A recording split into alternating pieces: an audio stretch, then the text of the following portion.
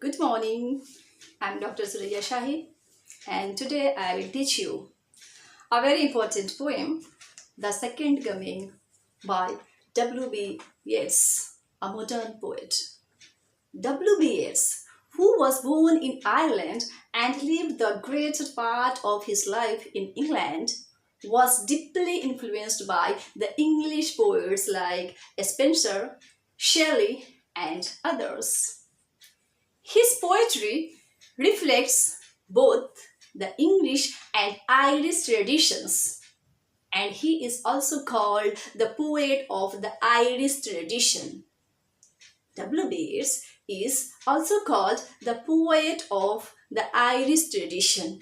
Why he is called the poet of the Irish tradition?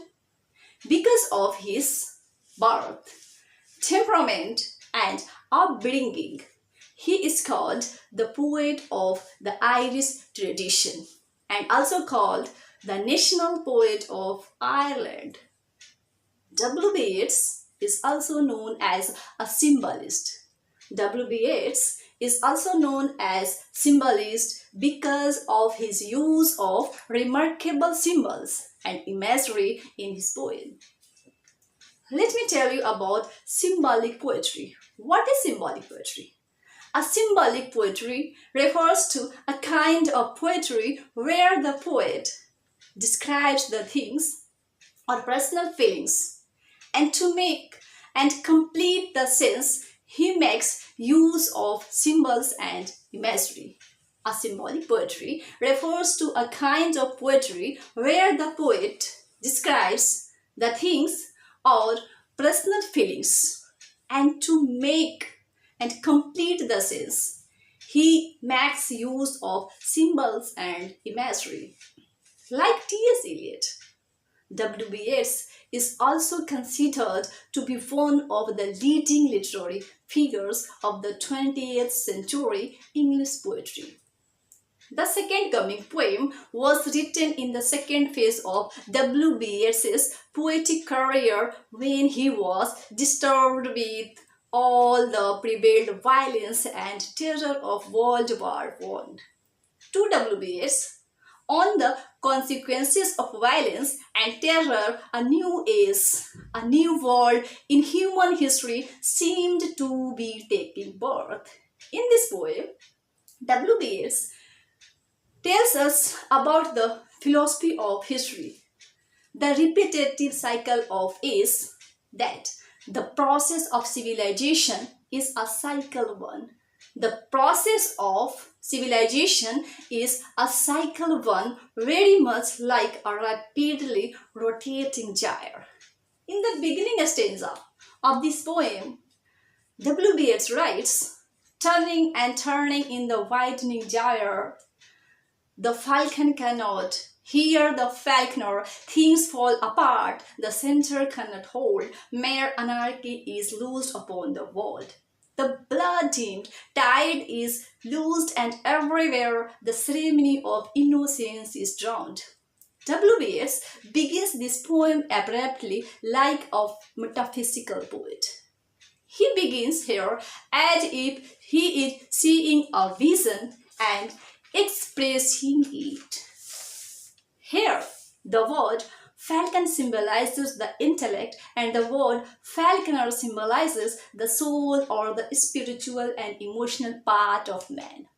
Here, the word falcon symbolizes the intellect and the word falconer symbolizes the soul or the spiritual and emotional part of man. The poet finds that a gyre or cone rotating rapidly round a fixed center. Its circumference gradually widens and ultimately even the center fails to control its movements. So he says things fall apart. The center cannot hold means disintegration prevails everywhere. The falconer has lost control over the falcon which doesn't hear his call. W.B. Yeats realizes that we are living in a world of intellect, science, rationalization, and technology which lead towards total destruction. As a result of it, mere anarchy has been let loose upon the world, and there is bloodshed and violence everywhere.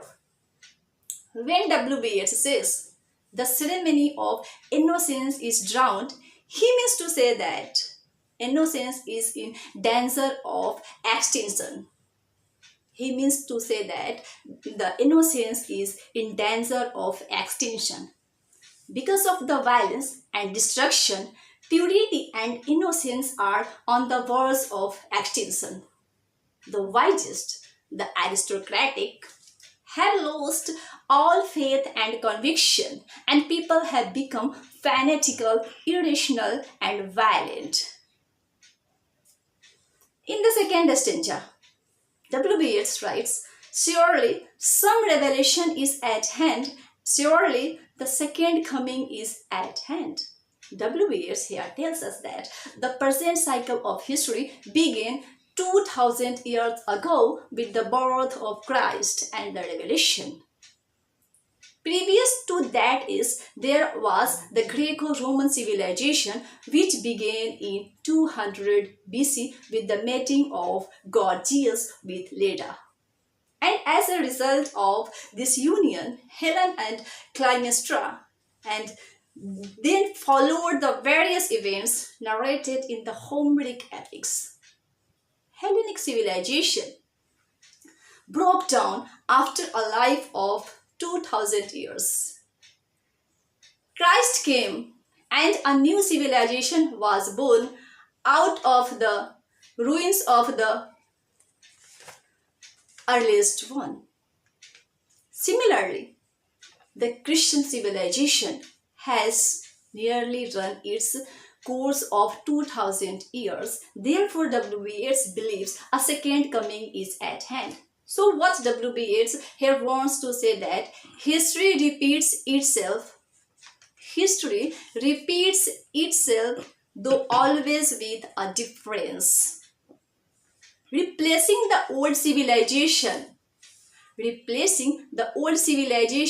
a new civilization is taking shape. When he says that surely the second coming is at hand, he talks in symbolic way.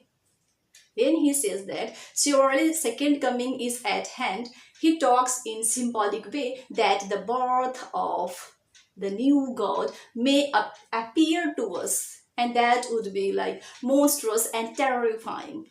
He forecasts that the coming God will be cruel because of the demand of time. He says that the new God, the coming God, will be cruel because of the demand of time.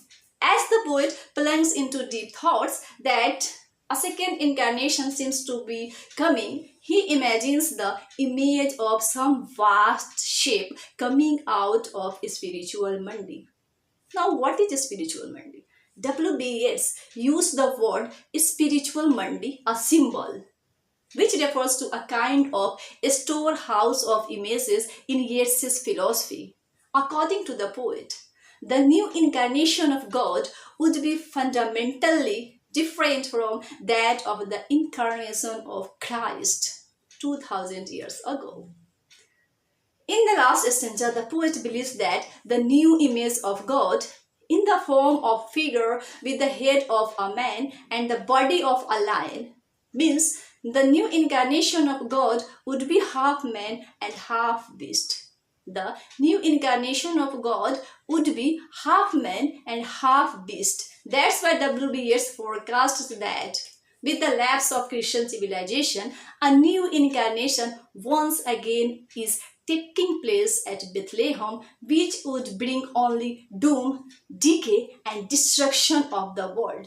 Means the birth of the new God is the death of the present civilization. So, overall, the poem The Second Coming is one of the philosophical poems of W.B. Yeats. It is significant because of the beautiful symbols and imagery W.B. Yeats used to describe the horrible idea of the upcoming world. W.B. Yeats borrowed the title of this poem from the Bible, the vision of apocalyptic beast springs forth from spiritus mundi, which is the storehouse of the images collected in W.B. Yeats's mind. So, Yeats wrote this poem in blank verse. Okay, thanks for today. We meet in the next class.